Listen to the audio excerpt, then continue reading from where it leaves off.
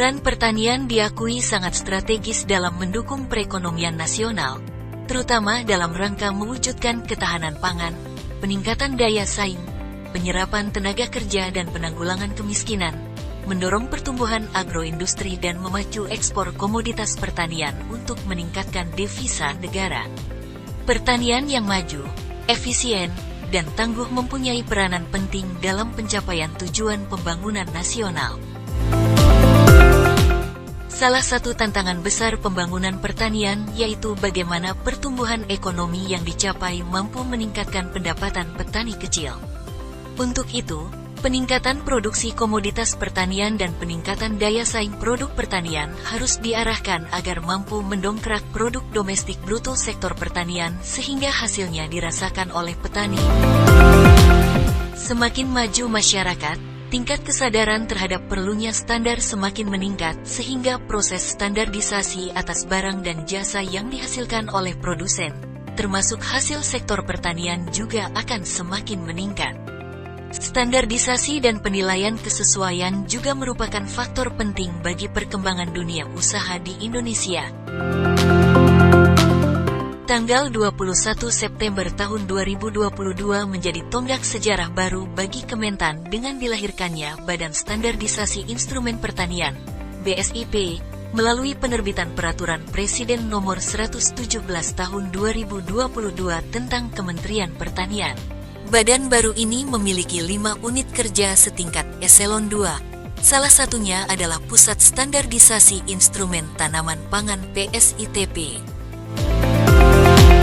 Ditetapkan melalui Peraturan Menteri Pertanian Nomor 19 Tahun 2022, PSITP dipimpin oleh seorang kepala pusat dan dalam menjalankan tugasnya dibantu oleh seorang kepala bagian tata usaha, 2 ketua kelompok, dan 6 ketua tim kerja. PSITP bertugas melaksanakan koordinasi, perumusan, penerapan, dan pemeliharaan serta harmonisasi standar instrumen tanaman pangan. Dalam menjalankan tugasnya, PSITP juga didukung 4 unit pelaksana teknis UPT, yakni 1. Balai Besar Pengujian Standar Instrumen Padi di Subang, Jawa Barat. 2. Balai Pengujian Standar Instrumen Tanaman Aneka Kacang di Malang, Jawa Timur. 3. Balai Pengujian Standar Instrumen Tanaman Serealia di Maros, Sulawesi Selatan. Dan 4. Loka Pengujian Standar Instrumen Tanaman Aneka Umbi di Sidrap, Sulawesi Selatan.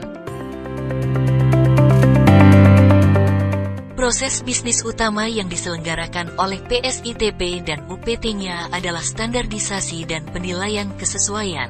Hal ini sesuai dengan Undang-Undang Nomor 20 Tahun 2014 tentang Standarisasi dan Penilaian Kesesuaian.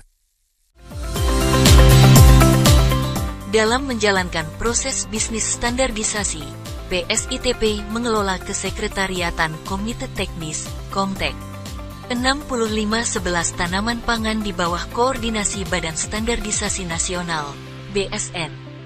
Setiap tahun Komite Teknis mengajukan Program Nasional Perumusan Standar, PNPS, yang berisi target rancangan SNI, RSNI, sebelum ditetapkan sebagai SNI oleh BSN. Selanjutnya, proses bisnis penilaian kesesuaian yang dijalankan UPT adalah melakukan pembuktian pemenuhan terhadap persyaratan SNI.